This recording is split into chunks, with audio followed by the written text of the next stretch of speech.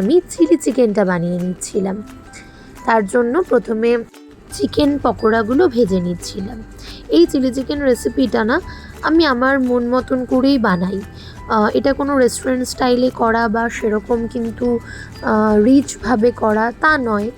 আর fast ফুডের দোকানে যেরকম করে দেয় ওরা, এটা তেমনও নয়। আমি এটা একটু নিজের মতন করেই আর কি করি।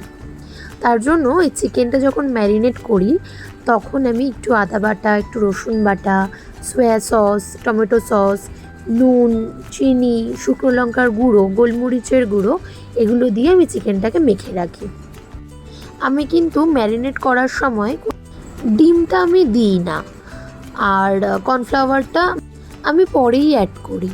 মানে প্রথমে চিকেনটাকে যখন ম্যারিনেট করে রাখি তার 15 মিনিট কি 20 মিনিট পর আমি কর্নফ্লাওয়ারটাকে অ্যাড করি, আর তখন সামান্য জল দিই, যেহেতু ডিমটা ব্যবহার করি না প্রথমেই বললাম। তারপর এই যে পকোড়াগুলো ভেজে তুলে নিই। পকোড়া ভাজা হয়ে গেলে ওখান থেকে সামান্য তেল কিন্তু আমি তুলে রাখি। অতটা তেলে আমি চিলি চিকেনটা বানাই না, তেলটা একটু কমিয়ে নিই। এবার তার মধ্যে পেঁয়াজ আর ক্যাপসিকামটা দিয়ে দিয়েছি। এইবার তার মধ্যে পরিমাণ মতন লবণটা দিতে হবে, অবশ্যই পরিমাণটা বুঝে দিতে হবে, কারণ সোয়া সস যেহেতু অ্যাড হবে, আর চিকেন পকোড়া ভাজার সময়ও আমরা লবণটা ব্যবহার করেছিলাম।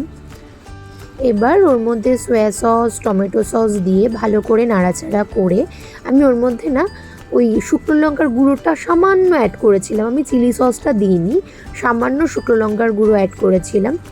দিয়ে এবার ওটাকে ভালো করে নাড়াচাড়া করে ওর মধ্যে আমি বেশ খানিকটা পরিমাণে কিন্তু জলটা দিয়েছি, তোমরা দেখতেই পাচ্ছ। তারপর ওর মধ্যে কর্নফ্লাওয়ার গোলা জল দিয়ে ভালো করে আমি ফুটতে দেব। আমি এখানে কিন্তু অনেকটা সময় নিয়েই ফোটাই। যখন এটা ভালো মতন ফুটে যাবে আর গ্রেভিটাও একটু ঘন হয়ে আসবে, তখন ওই সাদা তিল আমি একটু ছড়িয়ে দিই। মানে আমি এভাবেই করি আর কি। এই যে দেখো হয়ে গেছে আমার চিলি চিকেন, ওপর দিয়ে একটু সুন্দর করে সাদা তিল ছড়িয়ে দিই। ব্যাস কমপ্লিট আজকে।